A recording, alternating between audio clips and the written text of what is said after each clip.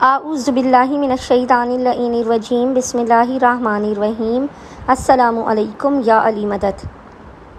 مومنین و مومنات کی خدمت میں شب جمعہ کا آج ایک بے انتہا مجرب ترین وظیفہ عمل لے کر آئے ہیں۔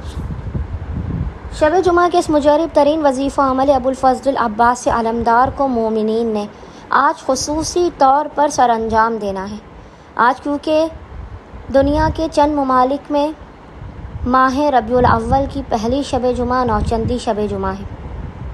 تو جو لوگ آج کے دن نوچندی شب جمعہ پہلی شب جمعہ منا رہے ہیں وہ اس عمل کو واجب سمجھ کر کریں، لیکن اس کے علاوہ بھی مومنین کوشش کیا کیجئے کہ ہر شب جمعہ میں ابو الفضل عباس علمدار کے توسل کے اس عمل کو لازماً کریں۔ یہ امام زمانہ علیہ السلام کا تعلیم کردہ وظیفہ عمل توسل ابو الفضل عباس ہے۔ خود امام زمانہ فرماتے ہیں کہ جب مصیبت و پریشانیاں حد سے زیادہ بڑھ جائیں،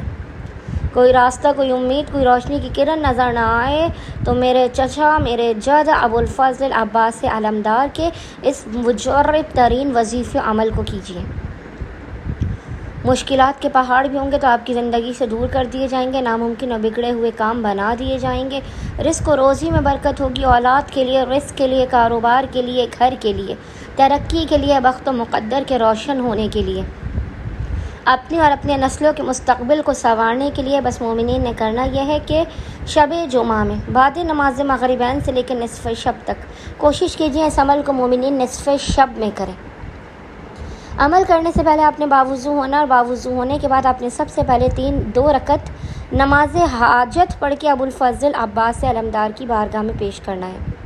2 رکعت نماز حاجت ابو الفضل کی بارگاہ میں پیش کرنے کے بعد آپ نے مصلی ہی پر بیٹھ کر بنا کسی سے کلام کیے محمد اور آل محمد پر اول و آخر 14 مرتبہ